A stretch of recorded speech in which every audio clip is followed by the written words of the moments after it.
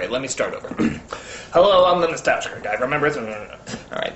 This movie is not only bad, it is annoying. Ungodly annoying. Just when you think it needs to take a break from being annoying, that's when it gets even more annoying! Okay, let's get the title out of the way, The Magic Voyage.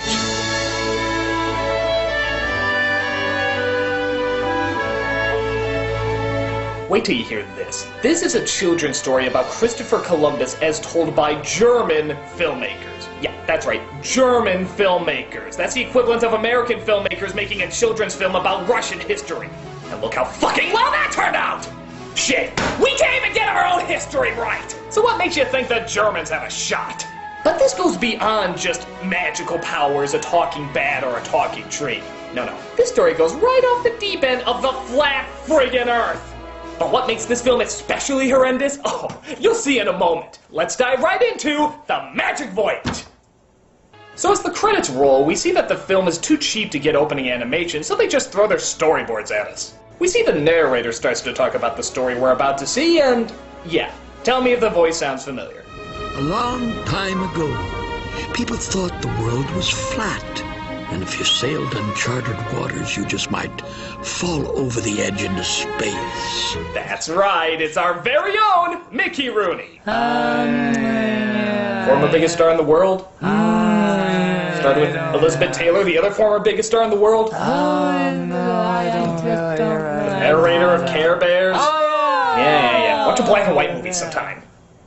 Actually, it is eerie how exactly the same his performance is from both these kids' movies. Listen.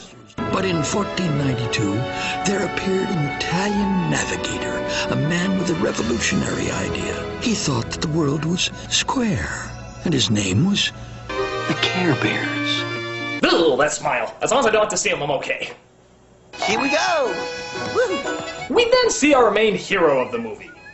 Yeah, I bet you thought it was gonna be Christopher Columbus, didn't you? He does only take up 2/3 of the fucking poster. But nope, it's a little woodworm named Pico, played by not former biggest star in the world, Corey Feldman. I used to be a bookworm. I sat up on the shelf. I read about exotic... Okay, I'll save you. The singer can't sing, the songwriter can't write, and this has nothing to do with Christopher Columbus. So skip it. But he does eventually come across Christopher Columbus, voiced by, Dom! Why did you have to pick so many bad movies? Do you think I like continually making fun of you? You seemed like a nice guy. I liked you. You were really cool, but... God, it's the story of America told by Germans! You should know better, Dom! You should know better! But on the bright side, he is Italian, so he can probably do an authentic Italian accent. My map is sure stinker. Or maybe he'll be as authentic as Mario. Hey, at least they're aiming for the popular stereotypes. Hey, I think I'd like to show you something. I think you're gonna like it a lot, too. It's me, Christopher Columbus.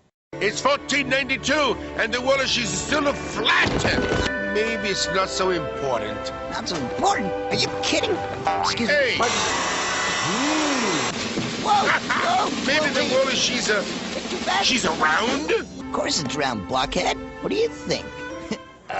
No disrespect to insects, but how the fuck does a woodworm know the world is round? I mean, seriously, where did that come from? Are woodworms just the smartest creatures on the planet? I'm at the thinking the world is flat. No, it's not. It's round. Well, I'm at the thinking that Christianity is the true religion. No, it isn't. It's Rastafarian. No. Yes. Well, I'm at the thinking that we're totally alone in space. No, we're not. There's the Blardonians. Once the Blardonian government gets enough money to fund their space program, they'll come to Earth and enslave us all. Oh, wow. Well, I'm at the thinking this movie's gonna be a big hit.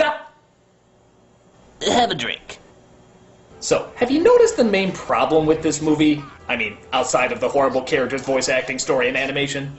It's a little hard to get through in edited clips, but let's see if you can figure it out in this clip. Excuse me. Do you mind? I suppose you're wondering what I got here. You know, I couldn't really care less. No? How about this one? My brand new theory, which will make you great beyond your wildest dreams. That's so. Oh, yes. And what makes you think I'm not already great beyond my wildest dreams? No, you... Still not getting it? Let's try one more. Are you going away? But you only just got here. No. Yes, I found a new route to the... It never shuts up. There is always talking, always loud music, always something knocking in your ears. The whole movie is like this. There is never a silent moment where the film can just breathe or take a break. It is nothing but noise. What a lovely symbolic... Noise. Noise. If there's one thing I can't stand, it's all the noise. Noise. It's like it's afraid if it stops being loud and bouncy, it's going to lose the children's attention. And that's not a good thing. Children need slow moments. They need pauses. It teaches them patience and the appreciation of atmosphere. This is just waving your keys in front of their dumb little faces for an hour and a half.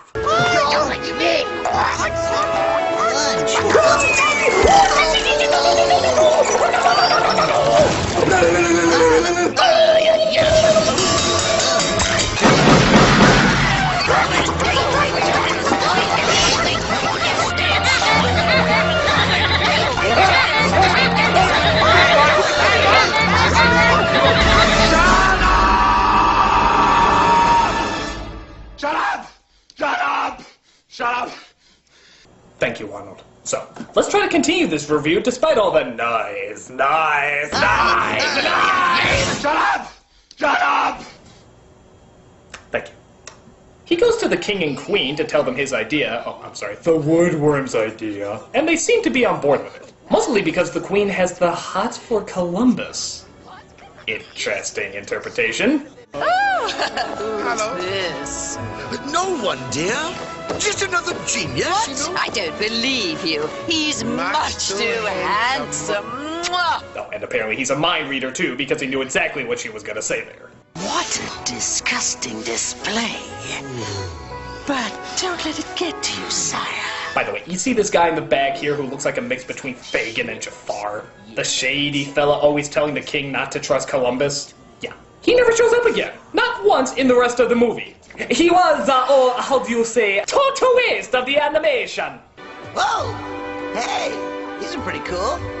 So Pico goes into one of the other rooms and finds a firefly named Marilyn, Princess of the Moon Sprites. Again, we never see the king or queen, so we'll just assume she's a responsibility-ducking whore.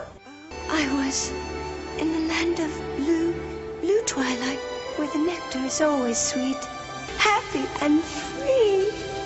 And then, from a land far away, an insect army.